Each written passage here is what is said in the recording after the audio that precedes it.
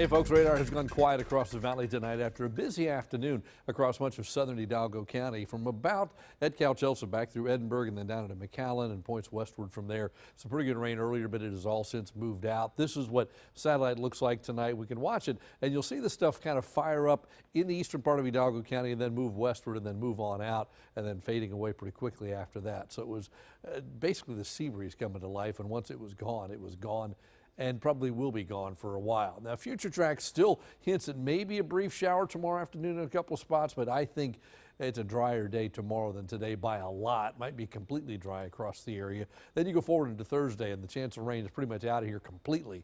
I think it's really out of here completely tomorrow, but you know, could something pop up in one or two spots? Sure, but I think it's a dry day across 99% of the valley. Thursday and Friday should be dry pretty much everywhere, it looks like.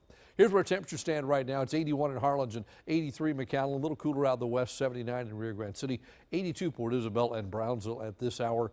Our overnight lows tonight will be in the mid-70s, 77 in the Mid-Valley, 75 Harlingen.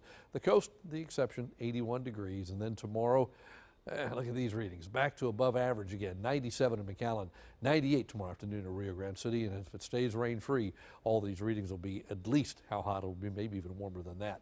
The normal high for mid-July is 95. We're going to stay above that. We're beginning to kind of stair-step up now as dry air builds into the area. And oh yes, by early next week, there's probably going to be another batch of African dust get into the atmosphere. So probably by Monday, Tuesday, you'll start to see the brownish sky again and the colorful sunrises and sunsets. You see the moisture moving in tonight and moving away. That's about the end of it. Not much left out there. So things stay pretty quiet tomorrow. I think things stay quiet Thursday, Friday, and beyond. No big systems in the area, certainly no tropical systems in the Gulf. Nothing expected anytime soon. Instead, that dry air moves in along with that African dust by early next week, and that really keeps anything from happening.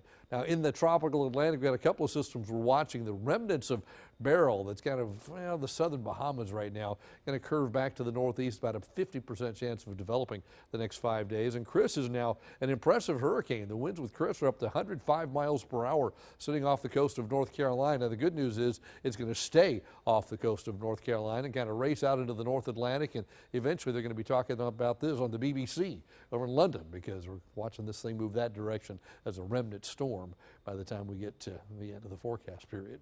In the bay, south to southeast winds 10 to 15 knots, a moderate chop. UV's extreme, no advisories for tomorrow. There's a low risk of rip currents. Seas are about 2 to 4 feet. So for tonight, partly cloudy, warm, humid, 77 for a low, and then tomorrow back up to 96. Plenty of sunshine, a very warm day.